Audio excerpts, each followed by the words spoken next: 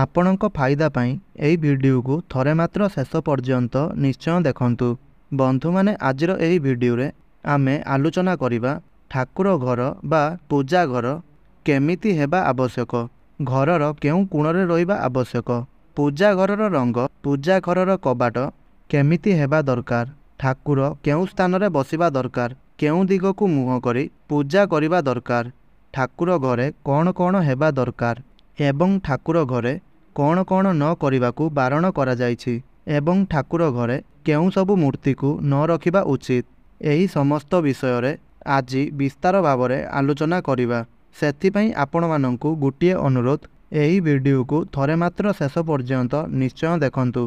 ताहा पूर्वरु एही वीडियो को गुटे लाइक करंतु एवं भक्तिर सहकारे कमेंट बॉक्स रे जय जगन्नाथ जय माँ लक्ष्मी अवश्य लिखि दियंतु। एबे जानिबा ठाकुर घर केउ दिग को हेबा उचित। पूजा घर बा ठाकुर घर उत्तर पूर्व दिग बा ईशान्य कोणरे हेबा दरकार। एहार कौनसी विकल्प करिबा उचित नुहे। सबु बेले ध्यान दियंतु, वास्तुशास्त्र अनुसारे पूजा घरर स्थान केवल गोटिए स्थान को मान्यता दिया जाइछि, ताहा हेउछि घरर उत्तर पूर्व दिग बा ईशान्य कोण। एहार कौनसी विकल्प मध्य नाही। जदि अन्य व्यवस्था न थाए, मने करंतु आपणकर उत्तर पूर्व कोणरे जदि ठाकुर घर हेबार व्यवस्था न थाए बा सेठी स्थान नाही, तेबे एहा सामान्य उत्तर दिगकू किंबा सामान्य पूर्व दिगकू करा जाई पारे।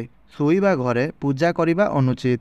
कौनसी परिस्थिति रे सोईबा घरे पूजार व्यवस्था करंतु नाही। जदि कौनसी विकल्प न थाए, तेबे ठाकुर रखिबा पाई एक स्वतंत्र आस्थान करंतु एवं पूजा सारिबा परे सेतिरे परदा पकांतु। प्रथमतः सोईबा घरे ठाकुर पूजार व्यवस्था करंतु नाही। जदि आपणकर ठाकुर रखिबा पाई कौनसी व्यवस्था नाही, तेबे ठाकुर रखिबा पाई एक स्वतंत्र आस्थान करंतु बा मंडप करंतु एवं पूजा सारिबा परे सेतिरे परदा पकेई दियंतु। एबे जानिबा ठाकुर घरर कबाट केमिति हेबा दरकार। पूजा घर बा ठाकुर घरर कबाट एवं झरका आदि उत्तर पूर्व दिग को रखा जाई पारे।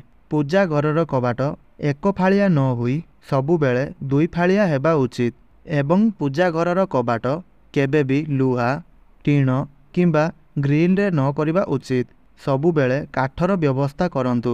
आउ एक विशेष जिनिस ध्यान दियंतु जे पूजा घरर बंध चारि काठ विशिष्ट हेबा दरकार। केबे भी याकू तीन पट विशिष्ट बंध करंतु नाही। सबु बेले चारि काठ विशिष्ट बंध करंतु, कारण एहाकू चौकाठ कुआ जाई थाए। आउ गुटिए कथा ध्यान दियंतु, ठाकुर घरर कबाट आपे आपे खुलिबा किंबा बंद होई जिबा एहा भल होई न थाए। एहा सबु बेले परिवार को क्षति पहुंचाई थाए। जेते बेले भी आपण ठाकुर घरर कबाट करूछंती, सबु बेले गुटिए कथार ध्यान दियंतु जे ठाकुर घरर कबाट आपे आपे खुली जिबा किंबा आपे आपे बंद होई जिबा ठीक होई न थाए। एबे जानिबा ठाकुर घरे जो मूर्ति रखिबे बा फोटो रखिबे ताहा केमिति रखिबे। घरे मूर्ति पूजार व्यवस्था न करी फोटो पूजा करिबा उचित। सबु बेले पूजा घरे ठाकुरंकर फोटो पूजा करिबा उचित होई थाए। मूर्ति पूजा करिबा उचित नुहे। जदि मूर्ति पूजा करा जाए, तेबे मूर्तिर उच्चता 6 आंगुळीरु छोट हेबा उचित। घरे काली, हनुमान, शिव बा नृसिंह मूर्ति पूजा निषेध होई थाए। जदि घरे बड़ मूर्ति रखी पूजा करिबा इच्छा हेउथाए, तेबे घर बाहरे घरर उत्तर पूर्व कोणरे एक अलगा घर करी मूर्ति स्थापना करा जाई पारे एवं एहाकू ब्राह्मण पूजा करिबा विधाय अटे। एबे जानिबा ठाकुर पूजार आस्थान बा पूजा स्थान केमिति हेबा दरकार। ठाकुर फोटो बा मूर्ति को कांथ को लगाई रखिबा बा टांगिबा उचित नुहे।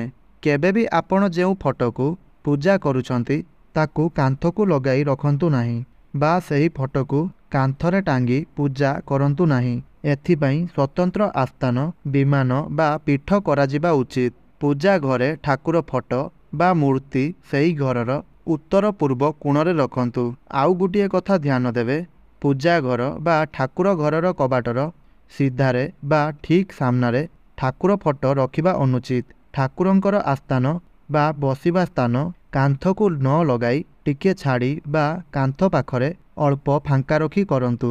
ଠାକୁରଙ୍କର ବସିବା ସ୍ଥାନକୁ କେବଳ ମାର୍ବଲ କରନ୍ତୁ, କିନ୍ତୁ ପୁରା ଠାକୁର ଘରର ମେଜିଆ କରିବା ଉଚିତ ହୋଇନଥାଏ। ଏବେ ଜାଣିବା ଠାକୁରଙ୍କର ମୁହଁ କେଉଁ ଦିଗକୁ ରହିବା ଉଚିତ। ଠାକୁରଙ୍କର ଫଟୋ ବା ମୂର୍ତ୍ତିକୁ ପଶ୍ଚିମ ମୁହାଁ କରି ରଖାଯିବା ଉଚିତ। ଆମେ ଘରେ ଯେଉଁ ମୂର୍ତ୍ତି ବା ଫଟୋକୁ ପୂଜା କରୁଛନ୍ତି ତାହାକୁ ସବୁବେଳେ ପଶ୍ଚିମ ମୁହାଁ କରି ରଖନ୍ତୁ, କିନ୍ତୁ କେବଳ ମନ୍ଦିରରେ ହିଁ ଠାକୁରଙ୍କର ମୁହଁ ପୂର୍ବକୁ କରାଯାଇପାରିବ। ଏବେ ଜାଣିବା ପୂଜା କରିବା ସମୟରେ ଯିଏ ପୂଜା କରୁଛନ୍ତି ସେ କେଉଁ ଦିଗକୁ ମୁହଁ କରି ପୂଜା କରିବା ଉଚିତ। ଘରେ ପୂଜା କରିବା ସମୟରେ କିମ୍ବା ଡାହାଣ ପାଖରେ ଠାକୁରଙ୍କୁ ରଖି ତୁମେ ନିଜେ ଉତ୍ତର ଦିଗକୁ ମୁହଁ କରି ପୂଜା କରିବା ଉଚିତ। କିନ୍ତୁ ମନ୍ଦିରରେ ପୂଜା କରିବା ସମୟରେ ବା ଯଦି କୌଣସି ପୀଠରେ ଆମେ ପୂଜା କରୁଛନ୍ତି ତେବେ ଆମ ବାମ ପାଖରେ ଠାକୁର ରହିବେ ଏବଂ ଆମେ ଉତ୍ତର ଦିଗକୁ ମୁହଁ କରି ପୂଜା କରିବା ଦରକାର। ପୂଜା ଘରେ ଯଦି ଆପଣ ଯୋଗ ବ୍ୟାୟାମ ଆଦି କରୁଛନ୍ତି ବା ଯଦି କରାଯାଏ ତେବେ ଠାକୁରଙ୍କର ସମ୍ମୁଖରେ ଏହିସବୁ ନ କରିବା ଉଚିତ। ଯଦି ପୂଜା ଘରେ ଆପଣ ହୋମକୁଣ୍ଡ ରଖୁଛନ୍ତି ବା ଯଜ୍ଞ କୁଣ୍ଡ ରଖୁଛନ୍ତି ତେବେ ତାହା ସେହି ଘରର ଦକ୍ଷିଣ ପୂର୍ବ ବା ଆଗ୍ନେୟ କୋଣରେ ହେବା ଉଚିତ। ପୂଜା ଘରର ଛାତ ବା ଠାକୁର ଘରର ଛାତ ପିରାମିଡ଼ ପରି ହେଲେ ଭଲ ହୋଇଥାଏ। ଛାତକୁ ପ୍ଲେନ୍ ନ କରି ଯଦି ପିରାମିଡ଼ ଟାଇପ୍ର କରୁଛନ୍ତି ତେବେ ଠାକୁର ଘରର ଛାତ ଭଲ ହୋଇଥାଏ। ଯଦି ବାହାର କରୁଛନ୍ତି ଆଉ ଯଦି ଭିତରେ କରୁଛନ୍ତି ତେବେ ଠାକୁର ଘରର ଆସ୍ଥାନ ମଧ୍ୟ ପିରାମିଡ଼ ଟାଇପ୍ର ହେବା ଦରକାର। ଭୂତଳ କୋଠରୀରେ ବା ମାଟିତଳ କୋଠରୀରେ ବା ଅଣ୍ଡରଗ୍ରାଉଣ୍ଡ କୋଠରୀରେ ଠାକୁର ଘର ବା ପୂଜା ଘର କରିବା ନିଷେଧ ଅଟେ। ପୂଜା ଘରେ ଆଲମିରା ବାକ୍ସ ଯାହା ବି ଆପଣ ରଖୁଛନ୍ତି ତାହା ଦକ୍ଷିଣ ବା ପଶ୍ଚିମ କାନ୍ଥକୁ ଲଗାଇ ରଖିବା ଉଚିତ। ପୂଜା ଘରେ କୌଣସି ଅନାବଶ୍ୟକ ପଦାର୍ଥ ରଖନ୍ତୁ ନାହିଁ। ପୂଜା ଘରେ କେବଳ ପୂଜା ସାମଗ୍ରୀ ଛଡ଼ା ଅଲଗା କୌଣସି ଜିନିଷ ରଖନ୍ତୁ ନାହିଁ। ପୂଜା ଘରେ ଟଙ୍କା ରଖିବା ନିଷେଧ। ଠାକୁର ଘରେ ଟଙ୍କା ବାକ୍ସ ରଖନ୍ତୁ ନାହିଁ। କେବଳ ମାନସିକ ଟଙ୍କା ହିଁ ଠାକୁର ଘରେ ରଖାଯାଇପାରେ। ପୂଜା ଘରେ ଯଦି ଆପଣ ଇଲେକ୍ଟ୍ରି ଜିନିଷ ରଖୁଛନ୍ତି ବା ଇଲେକ୍ଟ୍ରି ସୁଇଚ୍ ରଖୁଛନ୍ତି, ବଲ୍ବ ରହୁଛି, ତେବେ ଏହା ଦକ୍ଷିଣ ପୂର୍ବ ବା ଆଗ୍ନେୟ କୋଣରେ ରହିବା ଉଚିତ। ଠାକୁର ଘରେ ଯଦି ଆପଣ ଦୀପ ଜାଳୁଛନ୍ତି ତେବେ ତାକୁ ମଧ୍ୟ ଆପଣ ଦକ୍ଷିଣ ପୂର୍ବ ବା ଆଗ୍ନେୟ କୋଣରେ ରଖନ୍ତୁ। ଆଉ ଗୋଟିଏ କଥା ଧ୍ୟାନ ରଖନ୍ତୁ, ପୂଜା ଘରେ ଭଙ୍ଗା କାଚ ଥିବା ଫଟୋ, ଯେଉଁ ଫଟୋର କାଚ ଭାଙ୍ଗି ଯାଇଛି ବା ଉଇ ଲଗା ଫଟୋ ବା ପୁରୁଣା ମନ୍ଦିରରେ ପୂଜା ପାଉଥିବା ଫଟୋ ମୂର୍ତ୍ତିକୁ ଆଣି ପୂଜା କରିବା ଅନୁଚିତ। ପୂଜା ଘରେ ମନ୍ଦିର ସଦୃଶ ଆସ୍ଥାନ ବା ବିଜୟା ସ୍ତମ୍ଭ କରିବା ଅନୁଚିତ। ଯେମିତି ମନ୍ଦିରରେ ଆସ୍ଥାନ କରାଯାଇଛି ବା ମନ୍ଦିରରେ ଠାକୁରଙ୍କର ଆଗରେ ଗୋଟିଏ ବିଜୟ ସ୍ତମ୍ଭ କରାଯାଇଛି, ସେମିତି ଘରେ ମନ୍ଦିର ପରି ଆସ୍ଥାନ ଆଉ ମନ୍ଦିର ପରି ବିଜୟା ସ୍ତମ୍ଭ କରନ୍ତୁ ନାହିଁ। ଠାକୁର ଘରକୁ ଲାଗି କିମ୍ବା ଏହାର ଉପର ମାହାଲାରେ ବା ତଳେ ରୋଷେଇ ଘର, ପାଇଖାନା, ସିଡ଼ି ଘର କରିବା ଅନୁଚିତ ହୋଇଥାଏ। ତେବେ ବନ୍ଧୁଗଣ, ଏହା ତ ଥିଲା ଘରର ଠାକୁର ଘରକୁ ନେଇ କିଛି ମହତ୍ତ୍ୱପୂର୍ଣ୍ଣ କଥା। ଆପଣଙ୍କୁ ଯଦି ଏହି ଭିଡ଼ିଓଟି ଟିକିଏ ବି ଭଲ ଲାଗିଥାଏ ତାହେଲେ ଏହି ଭିଡ଼ିଓକୁ ଗୋଟେ ଲାଇକ୍ କରି କମେଣ୍ଟ ବକ୍ସରେ ଜୟ ମା ଲକ୍ଷ୍ମୀ, ଜୟ ଜଗନ୍ନାଥ ଅବଶ୍ୟ ଲେଖିବେ ଏବଂ ଭିଡ଼ିଓକୁ ବହୁ ମାତ୍ରାରେ ସେୟାର କରିବେ। ଧନ୍ୟବାଦ।